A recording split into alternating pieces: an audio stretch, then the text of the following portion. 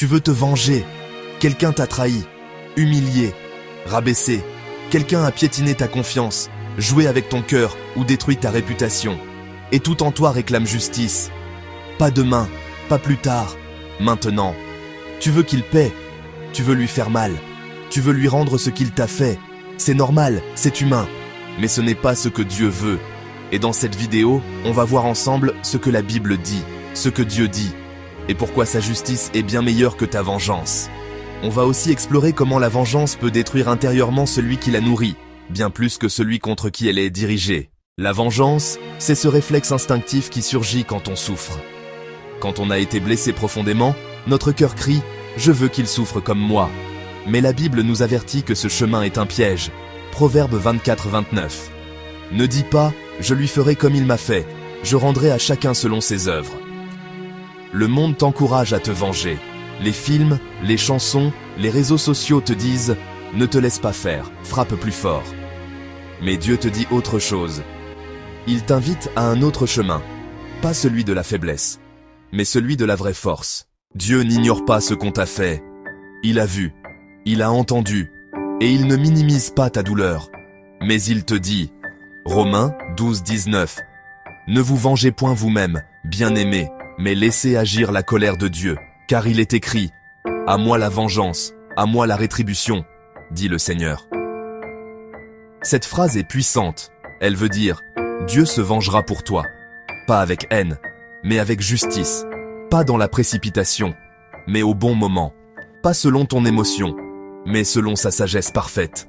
Tu peux lâcher prise, parce que Dieu, lui, ne lâchera rien. La Bible est remplie d'hommes et de femmes qui auraient pu se venger, mais qui ont choisi la voie de Dieu. Joseph, trahi par ses frères, vendu comme esclave, emprisonné à tort. Quand il devient puissant, il aurait pu faire payer, mais il pardonne.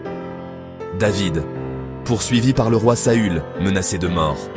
Il aurait pu le tuer à plusieurs reprises, mais il dit « Je ne porterai pas la main sur l'ointe de l'Éternel ». Jésus, trahi, humilié, crucifié. Il aurait pu appeler une armée d'anges, mais il dit « Père, pardonne-leur, car ils ne savent ce qu'ils font ». Ils avaient tous une bonne raison de se venger, mais ils ont laissé Dieu être Dieu. Et Dieu a agi. Il a élevé Joseph. Il a établi David roi. Il a ressuscité Jésus et lui a donné un nom au-dessus de tout nom. Tu crois peut-être que te venger va te soulager. Mais en réalité, la vengeance est une prison. Elle t'enferme dans le passé. Elle te lie à ton offenseur. Elle nourrit ton amertume. Éphésiens 4:31. Que toute amertume, toute animosité, toute colère soit ôtée du milieu de vous. Le pardon, ce n'est pas dire que ce qu'on t'a fait est OK. C'est dire « Je ne laisserai plus cette blessure diriger ma vie ». Pardonner, c'est couper la chaîne. C'est dire « Je ne suis plus une victime. Je suis libre ». Et tu n'es jamais aussi fort que lorsque tu refuses de te venger. Tu veux que justice soit faite? C'est légitime. Mais laisse celui qui est juste juger. Psaume 37-28. L'Éternel aime la justice, et il n'abandonne pas ses fidèles. Dieu ne juge pas avec colère. Il juge avec vérité. Il voit ce que personne ne voit. Il connaît les cœurs. Il connaît le bon moment. Et parfois, la plus grande vengeance de Dieu, c'est la grâce qu'il donne à ton ennemi. Car cette grâce, parfois, brise plus fort qu'un châtiment. Elle désarme, elle bouleverse, elle transforme. J'ai connu une femme chrétienne dont le mari l'avait quittée pour une autre. Elle a souffert en silence. Tous autour d'elle lui disaient de se venger, de détruire sa réputation, d'utiliser les enfants contre lui. Mais elle a choisi de se taire, de prier et de garder son cœur pur. Des années plus tard, cet homme est revenu, brisé. Il avait tout perdu. Et il lui a dit « C'est ton calme, ton pardon, ta dignité qui m'ont fait réfléchir. » Dieu avait fait justice, sans cri, sans haine, mais avec autorité. Ne te moque pas si Dieu pardonne à celui qui t'a blessé. Rappelle-toi, Dieu t'a aussi pardonné à toi. Et parfois, la justice la plus puissante, c'est la transformation de celui que tu voulais voir tomber. Tu veux que justice soit faite? C'est légitime. Mais laisse celui qui est juste juger. Psaume 37-28. L'Éternel aime la justice, et il n'abandonne pas ses fidèles. Dieu ne juge pas avec colère, il juge avec vérité. Il voit ce que personne ne voit. Il connaît les cœurs. Il connaît le bon moment. Et parfois, la plus grande vengeance de Dieu, c'est la grâce qu'il donne à ton ennemi. Car cette grâce, parfois, brise plus fort qu'un châtiment. Ne te moque pas si Dieu pardonne à celui qui t'a blessé. Rappelle-toi, Dieu t'a aussi pardonné à toi. Dans ce monde, on pense que ne pas répondre, faiblesse. Mais dans le royaume de Dieu, c'est une preuve de force. Matthieu 5,44. Aimez vos ennemis, bénissez ceux qui vous maudissent. C'est dur? Oui. C'est fou? Oui. Mais c'est divin. Tu n'as pas à prouver ta force par la vengeance. Ta force, c'est Christ en toi. C'est le fruit de l'esprit. Patience, maîtrise de soi, paix. Quand tu refuses de te venger, tu ressembles à ton père. Tu as mal, donne-lui ta douleur. Tu pleures, donne-lui tes larmes. Tu cries, donne-lui ta colère. Dieu ne t'abandonnera pas. Il t'entend, il te voit, il t'élèvera. Même si tu ne comprends pas encore comment, il travaille déjà à ta restauration. 1 Pierre 5,6. Humiliez-vous donc sous la puissante main de Dieu, afin qu'il vous élève au temps convenable. Il y a une paix que tu ne trouveras jamais en réglant tes comptes toi-même. Mais tu peux la trouver en laissant Dieu panser tes blessures, une par une. Tu peux lui laisser le dernier mot.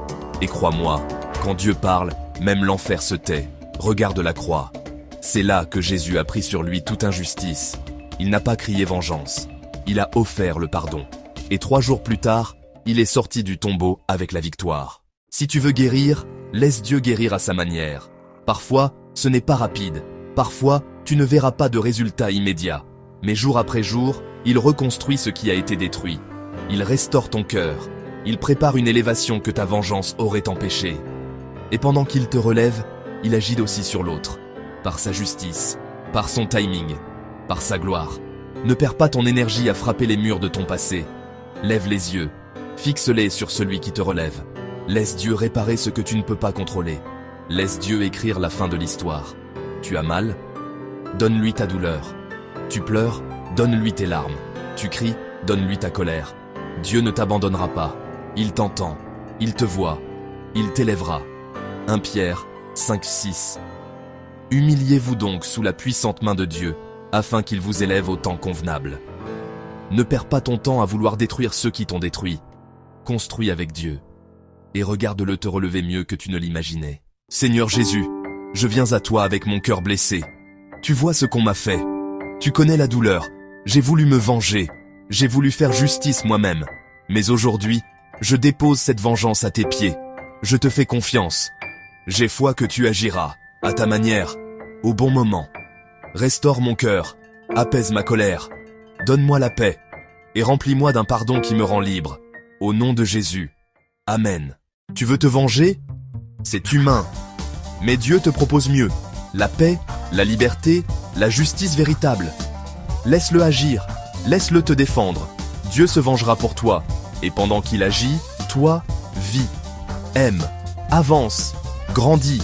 Tu n'es pas un faible parce que tu pardonnes. Tu es un fils, une fille, de celui qui règne. Abonne-toi si ce message t'a parlé. Partage cette vidéo. Tu pourrais empêcher quelqu'un de se détruire. Partage cette vidéo. Tu pourrais changer la journée de quelqu'un, ou même sa vie.